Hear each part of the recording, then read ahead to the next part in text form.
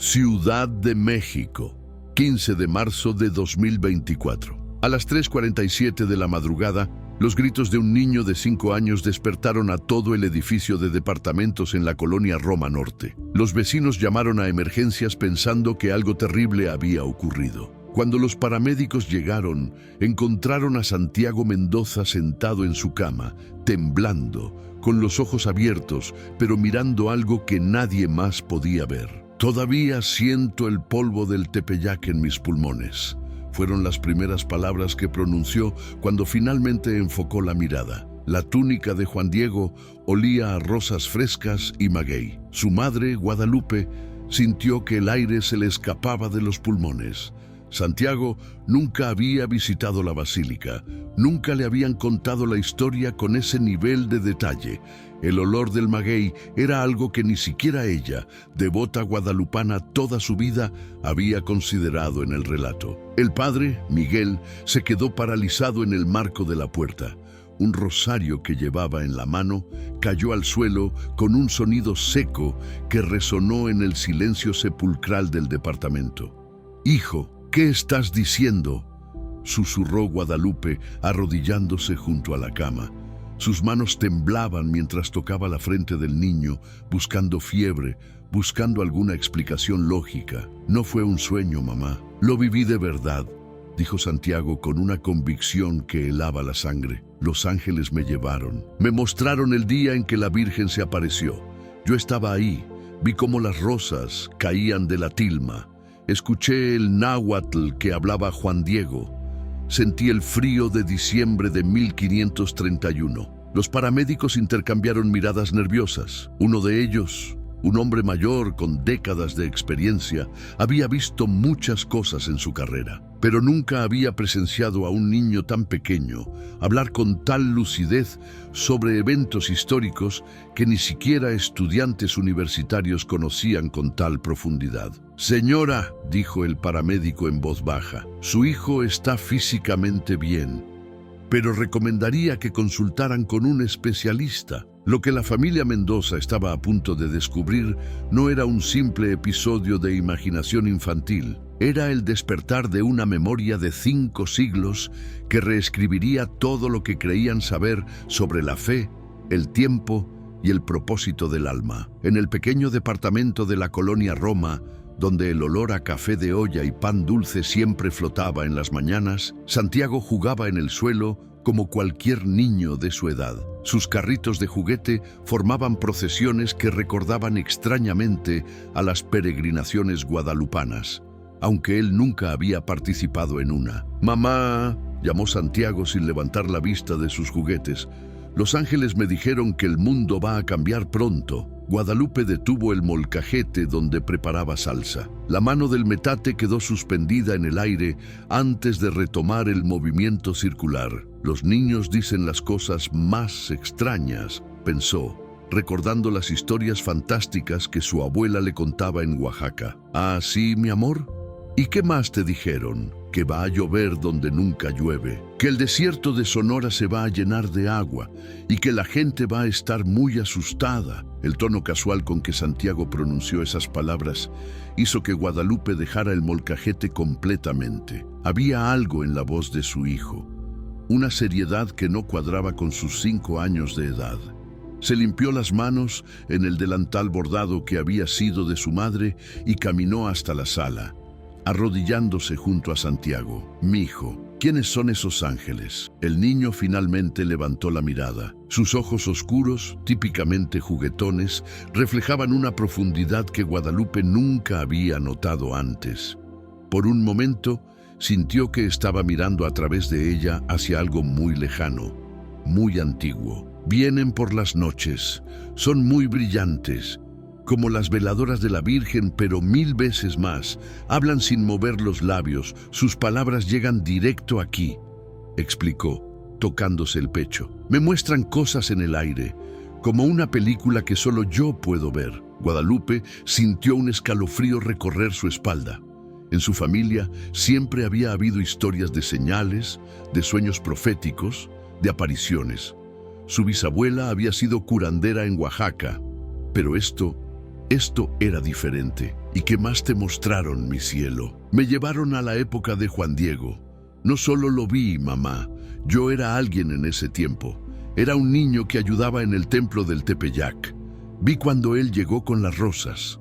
Estuve ahí cuando abrió la tilma y todos cayeron de rodillas. Las manos de Guadalupe temblaron.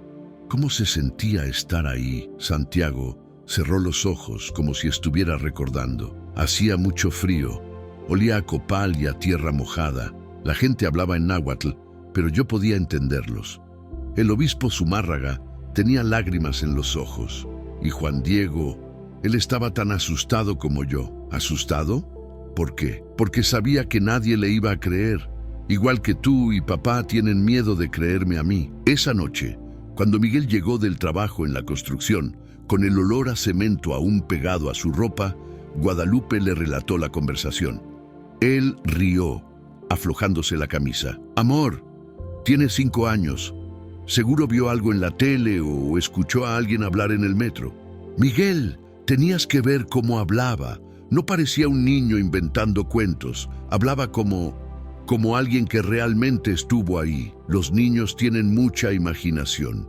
Te estás preocupando de más. Pero Guadalupe no podía olvidar la mirada de Santiago, ni la forma en que había dicho: Los ángeles me mostraron. Había una certeza en esas palabras que resonaba en su mente como las campanas de la basílica, insistentes e imposibles de ignorar. En las semanas siguientes, Santiago continuó relatando sus encuentros con los ángeles, siempre durante la madrugada, siempre con detalles que un niño de su edad no debería conocer. Hablaba sobre terremotos en lugares cuyos nombres apenas podía pronunciar, sobre líderes mundiales que nunca había visto en televisión, sobre cambios climáticos que harían que los científicos repensaran todo. Mamá, dijo una mañana de abril mientras desayunaba sus molletes con frijoles, el señor de las noticias va a llorar hoy. Va a estar muy triste porque mucha gente murió lejos de aquí. Guadalupe encendió el televisor más por curiosidad que por creer realmente en la predicción de su hijo. Durante toda la mañana las noticias transcurrieron normalmente. Tráfico en el periférico, política local, pronóstico del tiempo. Pero a las 2 de la tarde, cuando Santiago dormía su siesta habitual, el noticiero fue interrumpido para una transmisión especial. Un terremoto devastador había golpeado una pequeña isla en el Pacífico, dejando cientos de muertos. El presentador, visiblemente conmovido, luchaba contra las lágrimas al reportar los números crecientes de víctimas. Guadalupe se sentó pesadamente en el sillón, observando a Santiago dormir tranquilamente en sus brazos. ¿Cómo podía saber? Cómo un niño que pasaba los días jugando con carritos y viendo caricaturas podía predecir algo tan específico y trágico. Esa noche, frente a un plato de pozole que ninguno de los dos tocó, Guadalupe le contó a Miguel sobre el terremoto y la predicción de Santiago. Por primera vez, vio una sombra de preocupación cruzar el rostro de su marido. Pudo haber sido coincidencia, murmuró, pero su voz carecía de la convicción habitual. Miguel dijo la hora exacta. Dijo que sería por la tarde y que el presentador lloraría.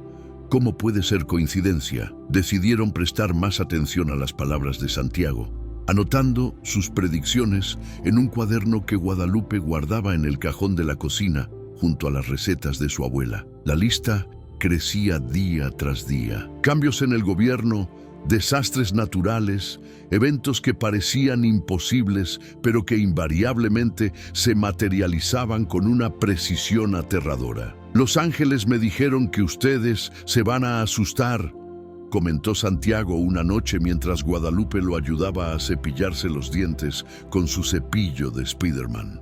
Pero no tienen que tener miedo. Ellos están cuidándonos. ¿Por qué hablan contigo, mijo? ¿Por qué no con otras personas? Santiago dejó de cepillarse y miró su propio reflejo en el espejo del baño, como si estuviera conversando con alguien que Guadalupe no podía ver.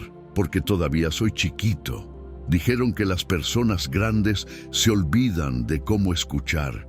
Sus corazones se ponen duros como el cemento con el que trabaja mi papá. Guadalupe se arrodilló junto a su hijo, observando ambos reflejos en el espejo. Por un instante le pareció ver una luz suave alrededor de Santiago, un resplandor dorado que contorneaba su silueta infantil. Parpadeó varias veces, pero la sensación permanecía. ¿Y qué más quieren que sepas? Que el mundo va a cambiar. Va a ser como cuando mi abuelita limpia el altar de muertos y quita lo viejo para poner cosas nuevas.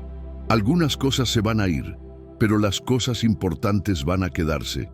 Y no hay que tener miedo, porque después todo va a estar mejor. Santiago terminó de cepillarse los dientes y corrió a su cuarto, dejando a Guadalupe sola frente al espejo, contemplando el reflejo de una madre que ya no sabía en qué creer. ¿Y ustedes cómo habrían reaccionado si su hijo les dijera que los ángeles le hablan cada noche? ¿Serían capaces de escuchar con el corazón abierto? Si esta historia te está removiendo algo por dentro, suscríbete al canal para no perderte lo que viene, porque lo que Santiago está a punto de revelar desafiará todo lo que creemos saber sobre el tiempo, la fe y el destino. Mayo llegó con un calor inusual a la Ciudad de México. Las temperaturas rompían récords históricos y las noticias hablaban de sequías que afectaban todo el país. Pero Santiago parecía cada vez más inquieto, como si estuviera esperando algo importante. Va a pasar algo grande, anunció una tarde mientras comían tacos de canasta que Guadalupe había comprado en el puesto de la esquina. Los ángeles me mostraron agua cayendo del cielo en el desierto, mucha agua, y va a pasar en 3 días. Miguel dejó su taco a medio comer. Hijo, el desierto de Sonora está en la peor sequía de su historia. No ha llovido en meses. Por eso va a ser un milagro, papá. Como cuando Moisés sacó agua de la roca. Guadalupe y Miguel intercambiaron miradas. Hacía 2 semanas que habían comenzado a documentar cada predicción de Santiago. Y hasta ahora, 7 de 7 se habían cumplido con una exactitud que desafiaba cualquier explicación lógica. 3 días después, las noticias mostraron imágenes imposibles.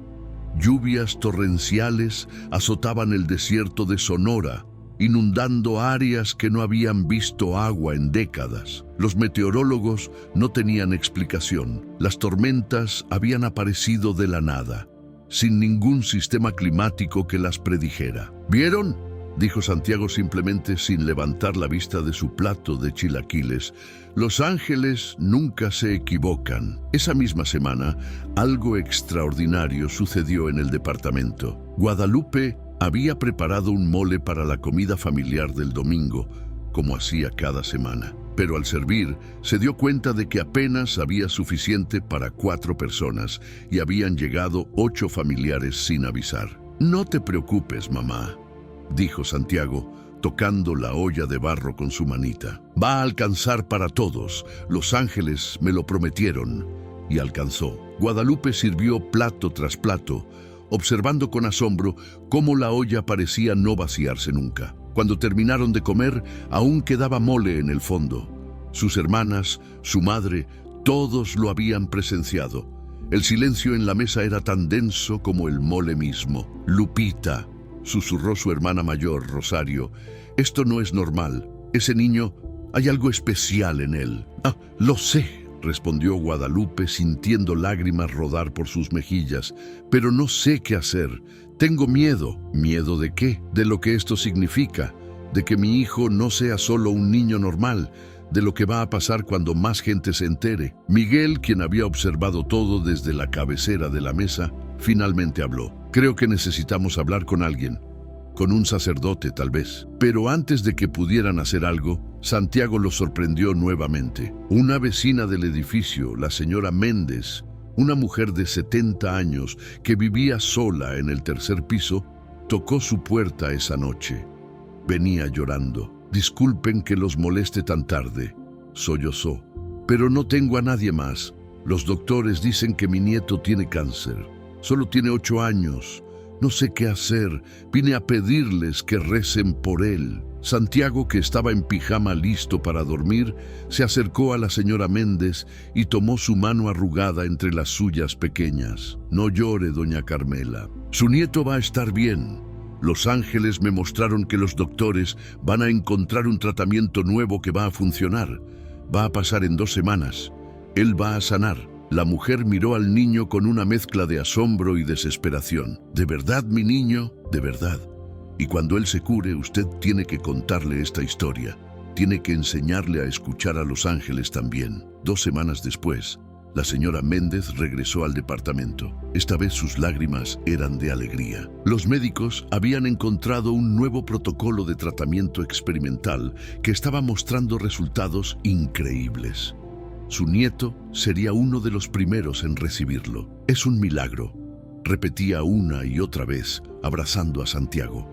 Mi niño es un milagro. Miguel observaba la escena desde el marco de la puerta, sintiendo cómo su escepticismo se desmoronaba pieza por pieza. Ya no podía negar lo que estaba presenciando. Su hijo no solo predecía eventos, estaba conectado con algo mucho más grande, algo que trascendía la comprensión humana. Esa noche, después de acostar a Santiago, Guadalupe y Miguel se sentaron en el pequeño balcón de su departamento, mirando las luces de la ciudad que nunca dormía. ¿Qué vamos a hacer?, preguntó Guadalupe, su voz apenas un susurro en la noche. No lo sé, pero tengo la sensación de que esto apenas está comenzando. Tenía razón. Lo que estaba por venir desafiaría no solo su comprensión de la realidad, sino la fe misma de toda su familia. Porque lo que Santiago estaba a punto de revelar sobre su vida pasada cambiaría todo para siempre. Junio llegó con las lluvias típicas de la temporada, pero también con algo más: visitantes. El padre Sebastián Ramírez, párroco de la Iglesia del Sagrado Corazón en la colonia Condesa, había escuchado rumores sobre el niño que hablaba con ángeles. Decidió visitarlos una tarde lluviosa, cuando el olor a tierra mojada y ozono llenaba las calles. Buenas tardes, saludó en la puerta, su sotana negra salpicada de gotas de lluvia. Soy el padre Sebastián. ¿Podría hablar con ustedes sobre Santiago? Guadalupe lo recibió con una mezcla de alivio y aprensión. Tal vez un hombre de Dios podría darles respuestas que los doctores no habían podido proporcionar. Santiago estaba en su cuarto, armando un rompecabezas de la Virgen de Guadalupe que le había regalado su abuela. Cuando el sacerdote entró, el niño levantó la vista y sonrió. Usted es el padre Sebastián. Los ángeles me dijeron que vendría hoy. El sacerdote se detuvo en seco, sintiendo un escalofrío recorrer su columna vertebral. ¿Los ángeles te hablaron de mí? Sí, dijeron que usted tiene dudas, que a veces, cuando está solo en la sacristía por las noches, se pregunta si Dios realmente lo escucha. Dijeron que le diga que sí, lo escucha, siempre. El padre Sebastián sintió que las piernas le flaqueaban. Nunca había compartido esas dudas con nadie. Eran sus luchas privadas, sus momentos de crisis de fe en la soledad de la noche. Se sentó en el piso junto a Santiago, sin importarle que su sotana se arrugara. ¿Qué más te dijeron los ángeles? Santiago dejó el rompecabezas y cerró los ojos, como si estuviera escuchando una voz que solo él podía percibir. Me mostraron mi vida anterior. Yo era un niño en 1531. Mi nombre era Cuautli, que significa águila en náhuatl. Vivía en Tlatelolco y mi familia servía en el templo del Tepeyac. ¿Y qué pasó? Conocí a Juan Diego. Él venía a pie desde Tulpetlac todos los días para ir a misa. Era muy humilde, siempre caminaba con la cabeza gacha, pero cuando hablaba de la Virgen, sus ojos brillaban como estrellas. El sacerdote escuchaba en silencio, consciente de que estaba presenciando algo extraordinario. Yo estaba ahí el 12 de diciembre de 1531. Vi cuando Juan Diego abrió su tilma frente al obispo Zumárraga. Las rosas cayeron al suelo, pero nadie las miraba. Todos miraban la imagen que había aparecido en la tela. Padre, yo caí de rodillas como todos los demás. Lloré. Supe que había presenciado un milagro real. ¿Y qué pasó después, Santiago? La voz del niño se volvió más suave, teñida de tristeza. enfermé. Había una epidemia de cocolistli, una enfermedad terrible que mataba a muchos indígenas. Morí 3 semanas después, el día de la Navidad. Tenía solo 7 años. ¿Por qué crees que regresaste? Santiago abrió los ojos y el padre Sebastián vio en ellos una profundidad que no correspondía a un niño de 5 años. Porque dejé algo sin terminar. Antes de morir, le prometí a Juan Diego que contaría su historia, que haría que la gente supiera la verdad sobre lo que pasó. Pero morí antes de poder hacerlo. Los ángeles dijeron que ahora tengo una segunda oportunidad. El padre Sebastián sintió lágrimas rodar por sus mejillas. 30 años de ministerio, miles de confesiones, incontables misas. Pero nunca había sentido la presencia de lo divino tan intensamente como en ese momento, sentado en el piso de un humilde departamento, hablando con un niño de 5 años. ¿Qué necesitas de mí, Santiago? Los ángeles dijeron que usted va a ayudarme a encontrar la prueba. Hay algo enterrado en el Tepeyac, algo que yo escondí antes de morir. Si lo encontramos, todos sabrán que estoy diciendo la verdad. ¿Qué tipo de prueba? Una pequeña cruz de plata que Juan Diego me regaló. Tiene grabadas las palabras: "No estoy yo aquí, que soy tu madre", en náhuatl. La enterré debajo de un árbol de ahuehuete que está cerca de donde ahora está la basílica. El padre Sebastián se quedó sin palabras. Si lo que decía el niño era cierto, esa cruz sería una de las reliquias más importantes de la historia religiosa de México. En los días siguientes, el padre Sebastián hizo algo que nunca pensó que haría. Comenzó a investigar en los archivos históricos de la basílica, buscando cualquier mención de un niño llamado Cuautli, de una cruz de plata, de un árbol de ahuehuete en el sitio original de las apariciones. Mientras tanto, Santiago seguía con su vida normal, o tan normal como podía ser para un niño que conversaba con ángeles. Iba al kinder, jugaba con sus amigos, veía caricaturas, pero en las noches, cuando los demás dormían, él viajaba. ¿A dónde vas cuando los ángeles te llevan?, le preguntó Guadalupe una noche, acostada junto a él en su cama pequeña. A muchos lugares, mamá. A veces voy al pasado, como te conté, pero otras veces voy al futuro. Los ángeles me muestran lo que va a pasar. ¿Y qué has visto del futuro? Santiago se quedó callado por un largo momento, sus ojos fijos en el techo donde brillaban estrellas fosforescentes que Miguel había pegado meses atrás. Vi que el mundo va a cambiar mucho. Van a haber cosas difíciles, cosas que van a asustar a la gente.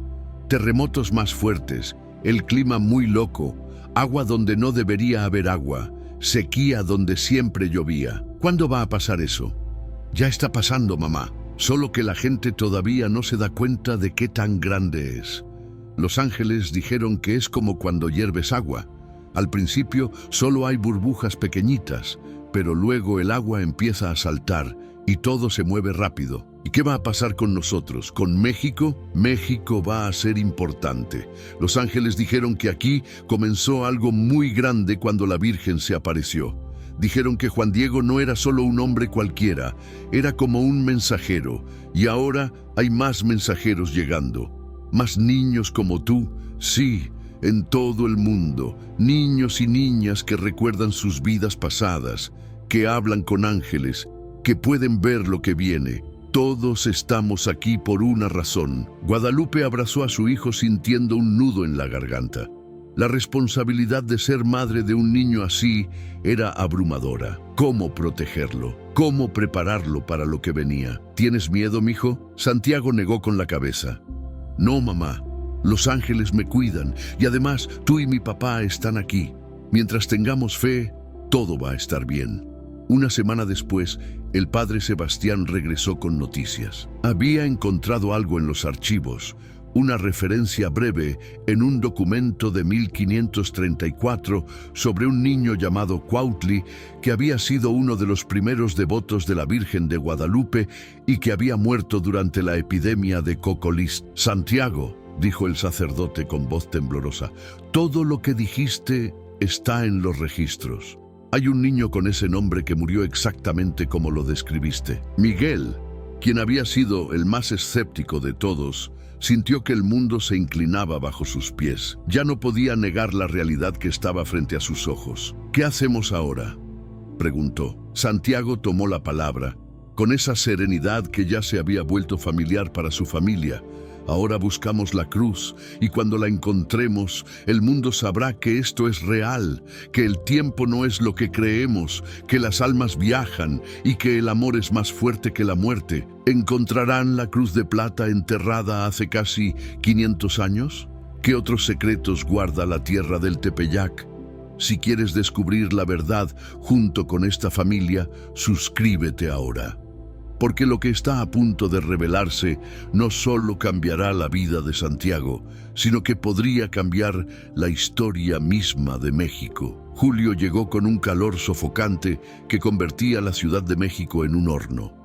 Pero en el departamento de la familia Mendoza, el ambiente era aún más tenso. La noticia sobre Santiago se había filtrado más allá de su círculo cercano, y ahora enfrentaban algo que ninguno había anticipado: la atención pública. Todo comenzó cuando la señora Méndez, agradecida por la sanación de su nieto, compartió la historia en su grupo de oración. De ahí, la noticia se esparció como fuego en petate seco. Pronto, había personas tocando su puerta a todas horas, pidiendo que Santiago orara por ellos, que les dijera su futuro, que los conectara con sus seres queridos fallecidos. «No puedo más», sollozó Guadalupe una noche, después de haber tenido que pedirle a la quinta persona del día que se fuera.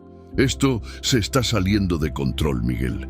Hay gente acampando afuera del edificio». Miguel apretó los puños, sintiendo la impotencia de no poder proteger a su familia de la manera que un hombre debe hacerlo. «Tal vez deberíamos irnos por un tiempo, a Oaxaca, con tu familia». Pero Santiago tenía otros planes. «No podemos irnos todavía», dijo con esa calma desconcertante que se había vuelto su marca. «Los ángeles dijeron que tengo que quedarme, que algo importante va a pasar aquí, en el Tepeyac, y tiene que ser pronto, antes de que llegue el día de la Virgen de Guadalupe». El padre Sebastián había continuado su investigación en secreto, pero las cosas se complicaron cuando otros miembros del clero se enteraron de lo que estaba haciendo. El obispo auxiliar, Monseñor Arturo Velázquez, lo llamó a su oficina una tarde. «Sebastián», dijo el prelado con tono grave, sentado detrás de su imponente escritorio de caoba, «me han llegado informes preocupantes sobre tu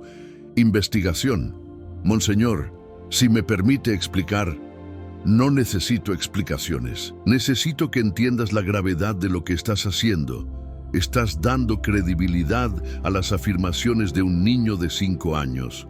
¿Te das cuenta de cómo esto puede verse? ¿Del escándalo que puede causar?» El padre Sebastián sintió la sangre hervirle en las venas. «Monseñor, he visto los archivos. He documentado las predicciones del niño. 11 de 11 se han cumplido con precisión exacta. Esto es peligroso», interrumpió el obispo. «La Iglesia no puede involucrarse en esto sin una investigación exhaustiva. Y esa investigación puede tomar años, décadas incluso. Mientras tanto, te ordeno que te mantengas alejado de esa familia». Esa noche, el padre Sebastián se arrodilló en la sacristía vacía, luchando con la obediencia que había jurado y la verdad que había presenciado. ¿Cómo podía darle la espalda a algo que claramente era divino? ¿Cómo podía ignorar lo que su corazón sabía que era real? La respuesta llegó en forma de un sueño esa misma noche. Se vio a sí mismo en 1531, vestido con el hábito franciscano de aquella época, observando a Juan Diego abrir su tilma. Y ahí, entre la multitud, vio a un niño indígena que lo miraba directamente a los ojos a través de los siglos. Era Cuautli, era Santiago. «Usted también estuvo ahí», dijo una voz en su sueño. «Por eso lo elegimos para ayudarlo ahora, porque su alma reconoce la verdad de lo que vio hace 500 años. Despertó con lágrimas en los ojos y una claridad absoluta en el corazón. Sabía lo que tenía que hacer, incluso si eso significaba desobedecer órdenes. Mientras tanto, Santiago comenzó a mostrar signos de agotamiento. Las visitas nocturnas de los ángeles se habían vuelto más intensas. más urgentes. Guadalupe lo encontraba cada mañana pálido y exhausto, como si hubiera corrido un maratón durante la noche. «Mijo, estás perdiendo peso», le dijo preocupada una mañana, mientras le preparaba un licuado de plátano con avena. «Tienes que comer más». «No tengo hambre, mamá. Los ángeles me están preparando para algo. Dicen que pronto voy a tener que mostrarle a todos dónde está enterrada la cruz. Pero hay personas que no quieren que la encontremos». ¿Quiénes? Santiago miró hacia la ventana, donde el sol de julio caía implacable sobre la ciudad. Personas que tienen miedo de lo que la verdad va a cambiar. Personas que prefieren que las cosas se queden como están. Y tenía razón. Esa misma semana comenzaron a recibir amenazas. Primero fueron anónimas, notas deslizadas bajo la puerta. «Dejen de mentir en nombre de Dios. Están engañando a la gente. Van a pagar por esta blasfemia». Miguel quiso denunciarlo a la policía, pero el padre Sebastián, quien había decidido continuar ayudándolos a pesar de las órdenes del obispo, le aconsejó precaución. «Si involucramos a las autoridades, esto se volverá un circo mediático. Y hay fuerzas dentro de la iglesia que no quieren que esto salga a la luz. Tenemos que ser cuidadosos». Una noche de tormenta, cuando los relámpagos iluminaban la ciudad y el trueno sacudía las ventanas, Santiago despertó gritando. Guadalupe y Miguel corrieron a su cuarto y lo encontraron sentado en la cama temblando. «Lo vi», sollozó el niño, por primera vez mostrando verdadero miedo. «Vi mi muerte. Vi cómo Cuautli murió. Mamá, me dolía todo. No podía respirar. Tenía tanto miedo». Guadalupe lo abrazó, sintiendo su propio corazón romperse. Por primera vez se preguntó si estaban haciendo lo correcto. ¿Valía la pena todo esto? ¿Valía la pena el sufrimiento de su hijo por una verdad que el mundo tal vez no estaba listo para escuchar? «Mijo, podemos parar todo esto», susurró contra su cabello. «Podemos irnos lejos, comenzar de nuevo. No tienes que hacer esto». Pero Santiago negó con la cabeza. «Sí tengo que hacerlo, mamá. Cuautli murió antes de poder cumplir su promesa. Yo soy su segunda oportunidad. Si no lo hago ahora, voy a tener que regresar otra vez.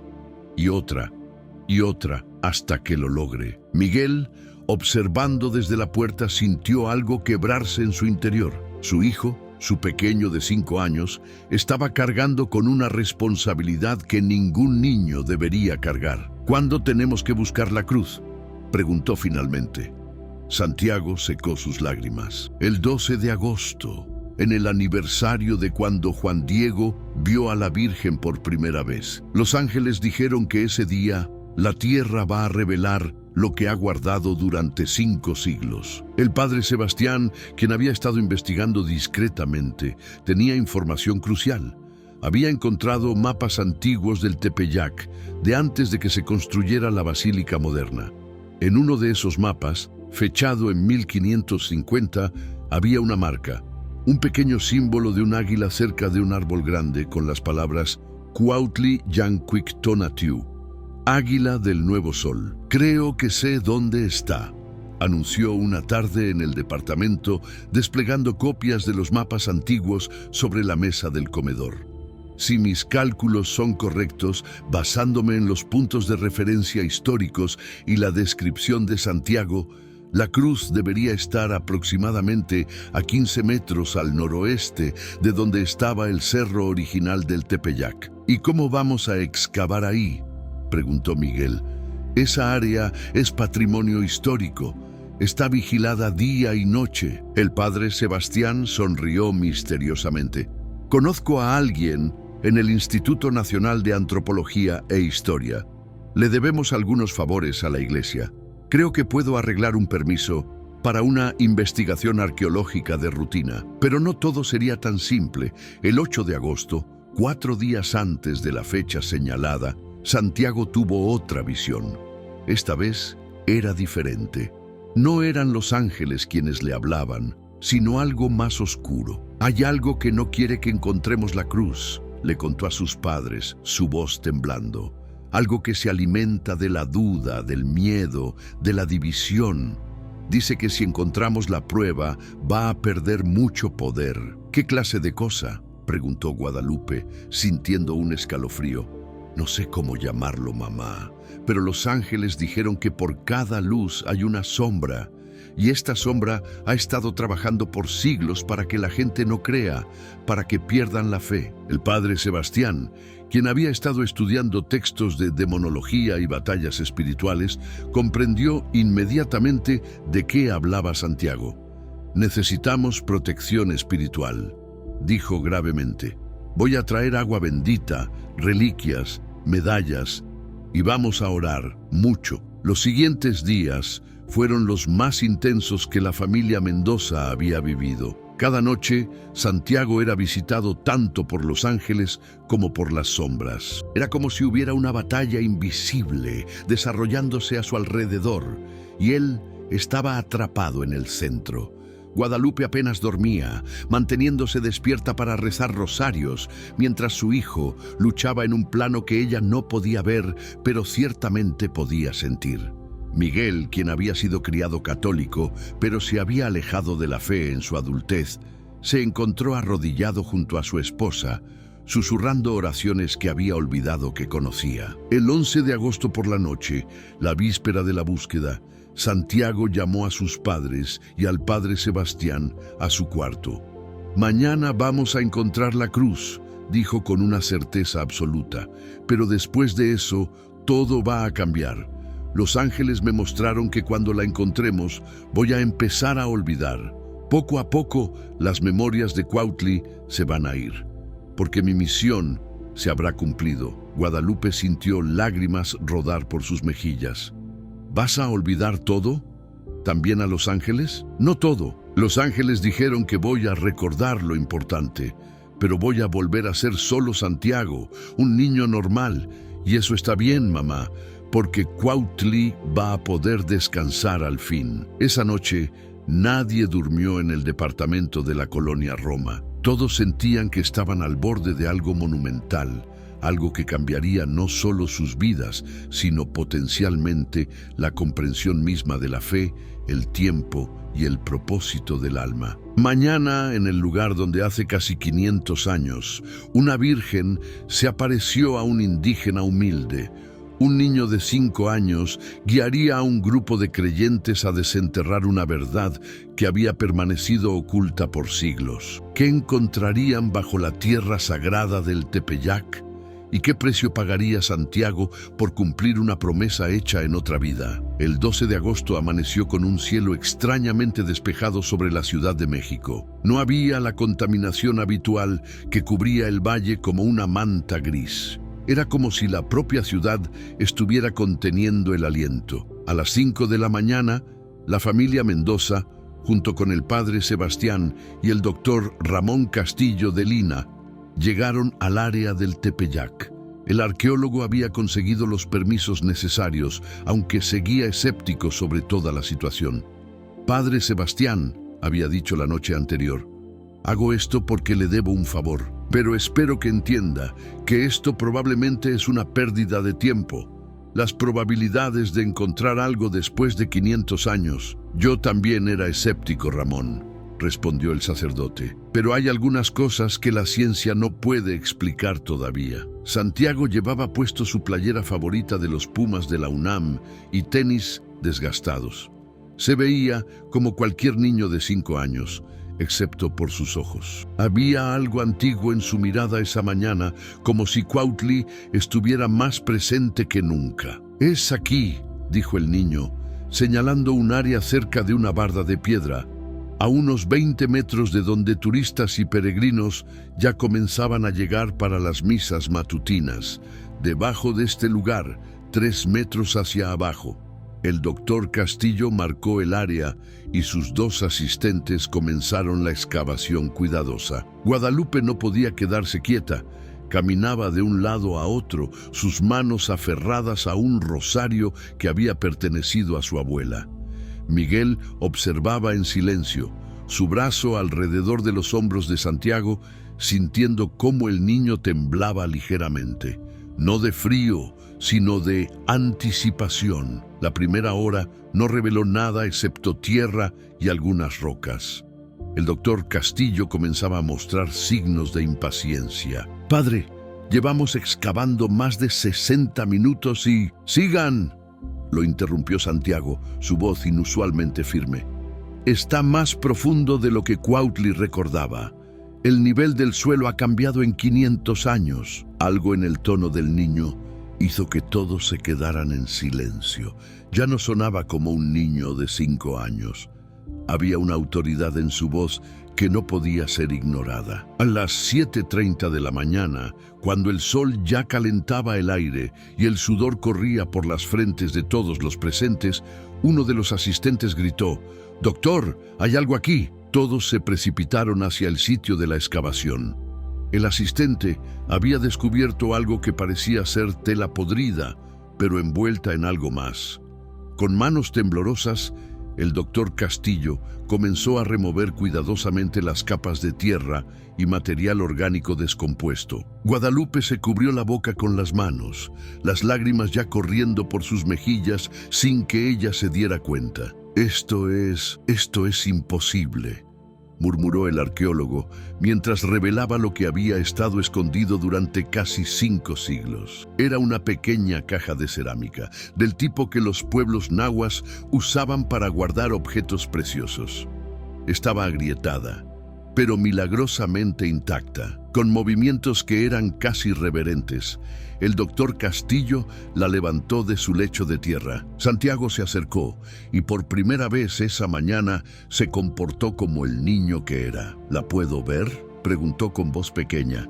El arqueólogo miró al padre Sebastián, quien asintió. Con cuidado, colocó la caja en las manos del niño.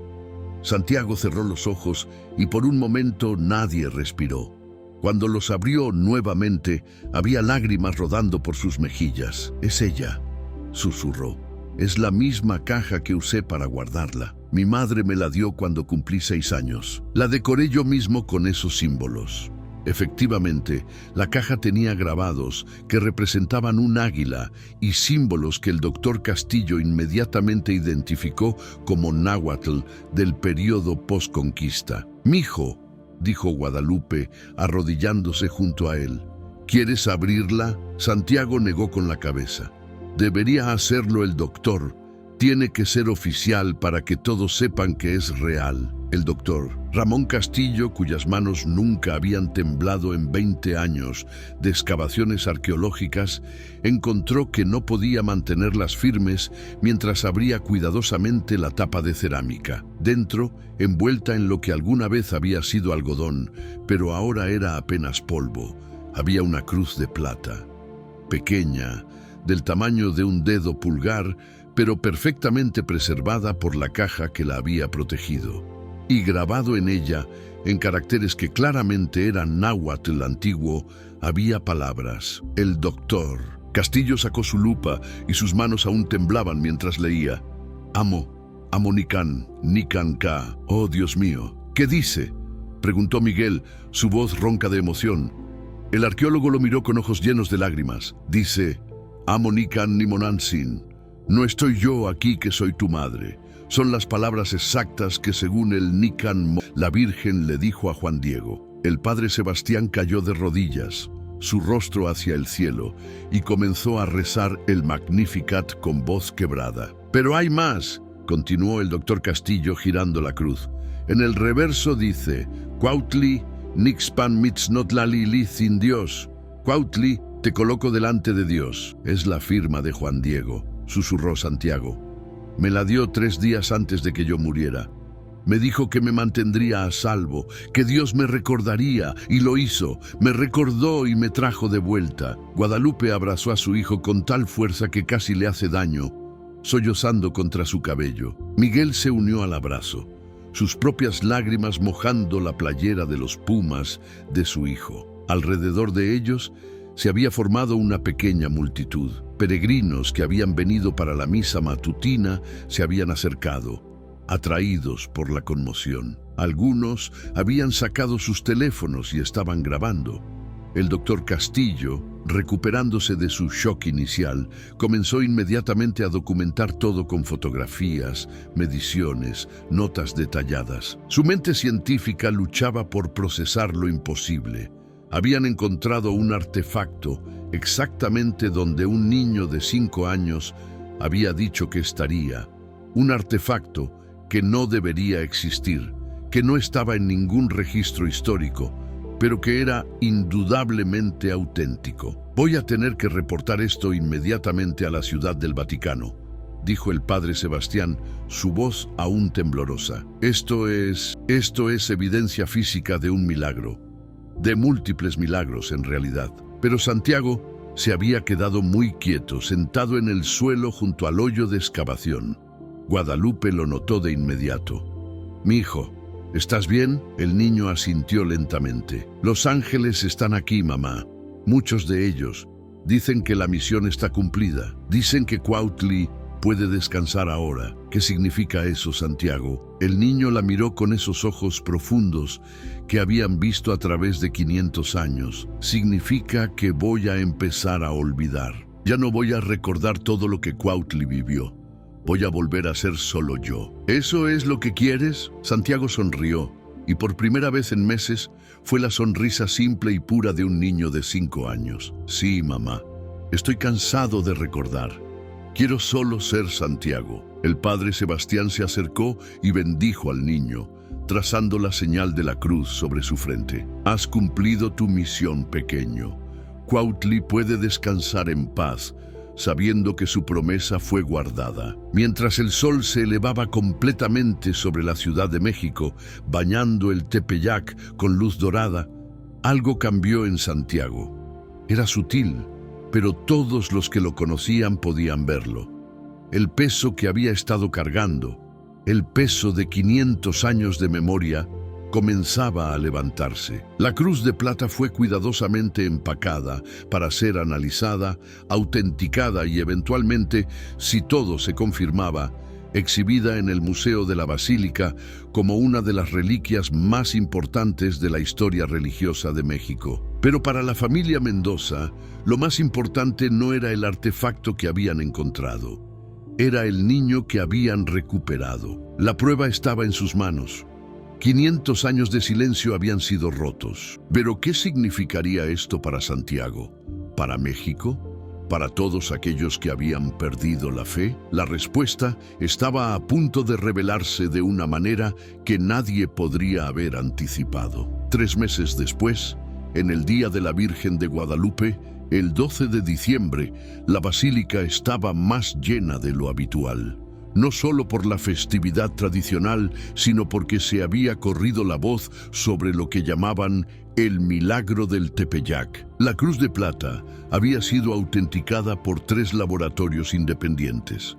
La datación por carbono confirmaba que la caja de cerámica era de aproximadamente 1530-1535. El análisis de la plata mostraba que era consistente con las técnicas de fundición españolas de ese periodo. Los símbolos náhuatl fueron verificados por los mejores lingüistas del país, quienes confirmaron que el dialecto y la caligrafía correspondían exactamente al periodo post-conquista. Pero más allá de la evidencia científica, era la historia misma lo que había capturado la imaginación de millones. La historia de un niño de 5 años que recordaba una vida pasada que había guiado a arqueólogos a un tesoro escondido durante 5 siglos, que había cumplido una promesa hecha en su lecho de muerte hace medio milenio. Santiago estaba sentado en primera fila con sus padres, vestido con su mejor camisa blanca y pantalones de vestir. Se veía como cualquier niño llevado por sus padres a misa, inquieto en su asiento, jugando con sus dedos. Las memorias de Cuautli se habían desvanecido casi por completo, como los ángeles habían prometido. Ya no recordaba los detalles específicos de su vida pasada. Era nuevamente solo Santiago, pero algo permanecía. Un sentimiento, una certeza profunda de que había hecho algo importante. Y por las noches, aunque ya no veía a los ángeles con la claridad de antes, a veces sentía su presencia, como un abrazo cálido que lo envolvía mientras se quedaba dormido. El cardenal que presidía la misa especial habló sobre misterios, sobre fe, sobre cómo Dios trabaja de maneras que no siempre podemos comprender. Hermanos y hermanas, dijo su voz resonando por los altavoces, lo que hemos presenciado estos últimos meses nos recuerda que la fe no es ciega. A veces Dios nos da señales. A veces nos recuerda que hay más en este universo de lo que nuestros ojos pueden ver. Guadalupe apretó la mano de Santiago, sintiendo gratitud por tener a su hijo de vuelta. El niño que había sido un puente entre mundos, ahora era simplemente su mijo otra vez. Preocupado por si habría tamales después de la misa y si podría jugar con sus primos en la tarde. Después de la ceremonia, el padre Sebastián se acercó a la familia. Había cambiado también. El obispo, enfrentado con evidencia innegable, había tenido que disculparse. El padre Sebastián ahora era parte de una comisión especial del Vaticano encargada de investigar fenómenos similares alrededor del mundo. ¿Cómo está nuestro pequeño héroe?, preguntó, revolviendo el cabello de Santiago con cariño. Bien, padre. Mamá dice que hoy va a haber ponche. El sacerdote sonrió, pero Guadalupe vio tristeza en sus ojos. ¿Lo extraña?, preguntó en voz baja. ¿Al Santiago que podía ver ángeles?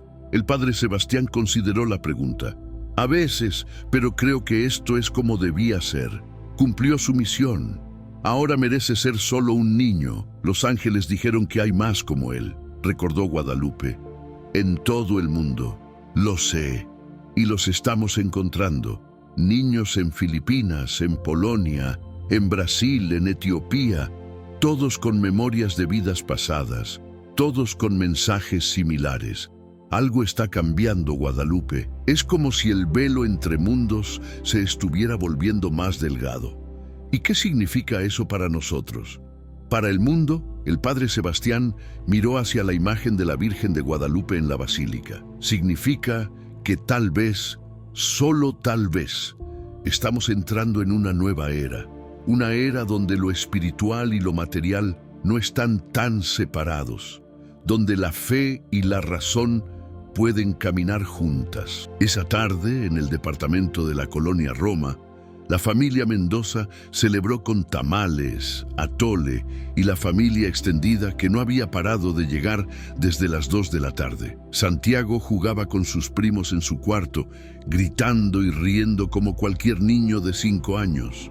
Miguel encontró a Guadalupe en el balcón mirando las luces de la ciudad que comenzaban a encenderse con el atardecer. ¿En qué piensas?, preguntó, pasando su brazo alrededor de su cintura. En todo lo que pasó. A veces me pregunto si fue real o si todos tuvimos el mismo sueño.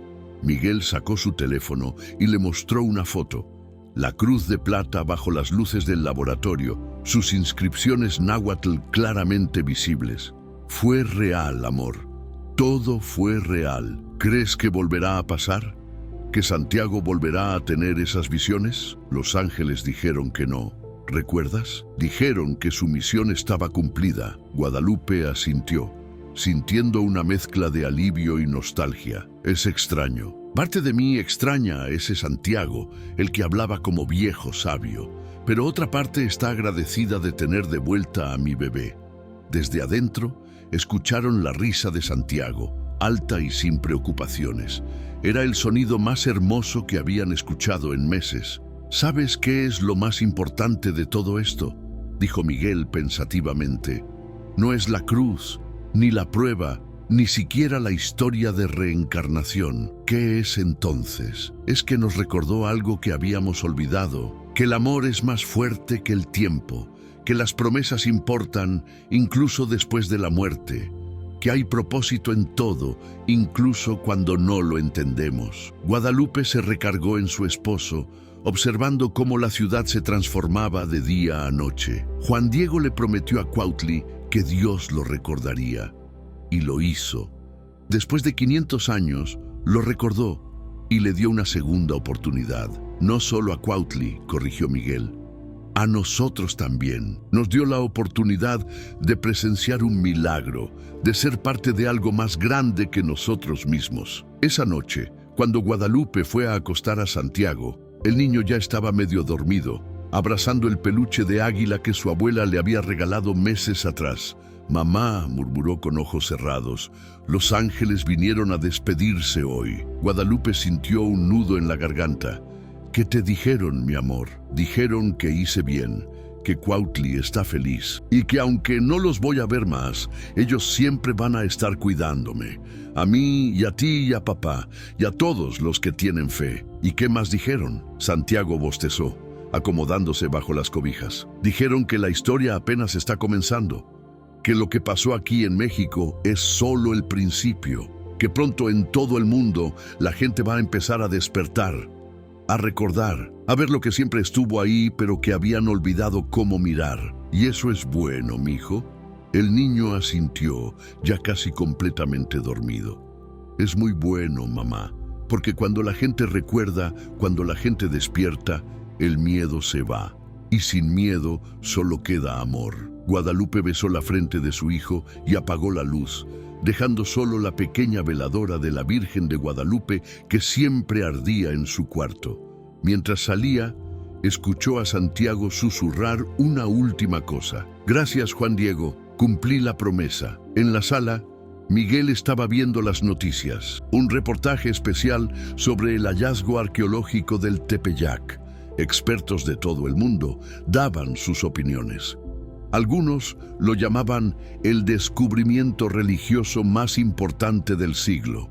Otros permanecían escépticos, buscando explicaciones alternativas que nunca llegarían a satisfacer. Pero para la familia Mendoza, las opiniones de los expertos ya no importaban. Ellos habían vivido el milagro. Habían sido testigos de cómo un alma había viajado a través de 500 años para cumplir una promesa. Habían visto con sus propios ojos cómo el amor trasciende la muerte, cómo la fe puede mover montañas, o en este caso, remover la tierra para revelar verdades enterradas. La cruz de plata ahora descansaba en un relicario especial en la basílica, donde miles venían cada día a verla, a orar frente a ella, a recordar que los milagros aún suceden. Pero el verdadero milagro estaba durmiendo en su cuarto.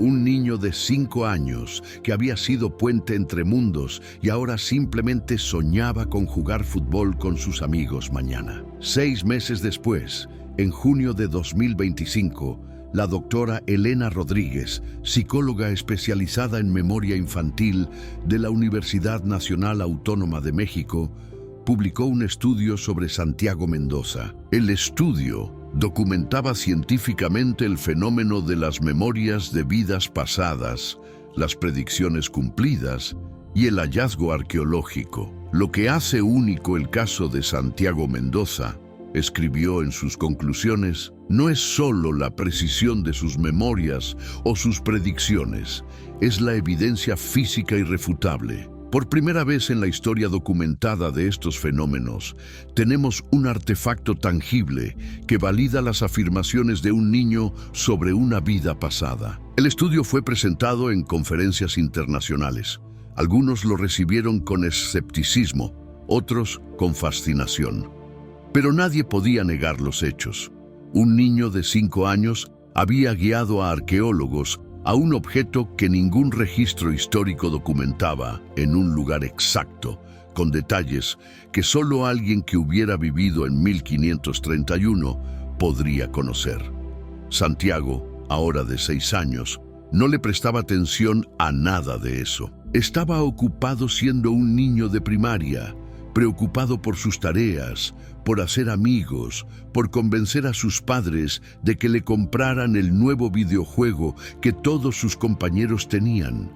Ya no recordaba ser Cuautli, ya no veía ángeles en sus noches, pero a veces, cuando visitaba la basílica con su familia, se detenía frente al relicario donde descansaba la pequeña cruz de plata y sentía algo, una calidez, un reconocimiento, una paz profunda que no podía explicar con palabras de 6 años. ¿La reconoces, mijo?, le preguntaba a Guadalupe cada vez, y Santiago siempre respondía lo mismo. No me acuerdo, mamá, pero siento que era importante. Siento que alguien estaba muy feliz cuando la encontramos, y eso era suficiente, porque al final, la historia de Santiago Mendoza no era solo sobre reencarnación, o ángeles, o milagros. Era sobre algo mucho más simple y mucho más profundo. Era sobre cómo una promesa hecha en el momento de la muerte puede resonar a través de los siglos. Sobre cómo el amor verdadero nunca muere, solo se transforma. Sobre cómo cada alma tiene un propósito y ese propósito encontrará la manera de cumplirse, incluso si toma 500 años. Era sobre la fe, no la fe ciega, sino la fe que encuentra evidencia en el corazón antes de encontrarla en la tierra. La fe que sostiene a una madre cuando su hijo habla de ángeles. La fe que impulsa a un sacerdote a desobedecer órdenes cuando sabe que está sirviendo a una verdad mayor. La fe que mueve a una familia humilde a perseverar cuando todo el mundo duda. Y era sobre esperanza. Esperanza de que hay más en este universo de lo que nuestros ojos pueden ver. Esperanza de que nuestros seres queridos que partieron no están realmente perdidos. Esperanza de que cada vida tiene significado, cada promesa tiene peso, cada acto de amor deja una huella eterna. En las palabras del libro de Eclesiastés 3:15, que el padre Sebastián leyó en la misa especial del 12 de diciembre, lo que es, ya fue, y lo que ha de ser, fue ya, y Dios restaura lo que pasó. La historia de Santiago Mendoza nos recuerda que el tiempo no es lineal como creemos, que las almas viajan, que las promesas importan, que el amor es verdaderamente más fuerte que la muerte. ¿Y tú? ¿Tienes una promesa sin cumplir? ¿Hay algo en tu corazón que sientes que dejaste inconcluso? Tal vez, solo tal vez, esta historia llegó a ti en este momento porque también tienes una misión, una promesa que guardar, un propósito que cumplir. Los ángeles siguen hablando, susurra la historia, solo que la mayoría de nosotros hemos olvidado cómo escuchar, pero nunca es tarde para recordar. Nunca es tarde para despertar, nunca es tarde para cumplir la promesa que tu alma hizo antes de que nacieras. Si esta historia tocó tu corazón, si te hizo cuestionar lo que creías saber sobre la vida, la muerte y el propósito del alma, compártela, no porque necesite ser viral, sino porque en algún lugar alguien necesita recordar que los milagros aún existen, que la fe tiene poder, que las promesas trascienden el tiempo. Suscríbete para más historias que despiertan el alma y nos recuerdan que hay mucho más en este universo de lo que nos enseñaron a creer. Y cuéntanos, ¿alguna vez has sentido que has vivido antes? ¿Has tenido momentos donde algo desconocido te resulta extrañamente familiar? Tal vez, como Santiago, tú también carries una memoria de otra vida, una promesa esperando ser cumplida, porque al final todos estamos aquí por una razón, y esa razón es siempre, siempre el amor.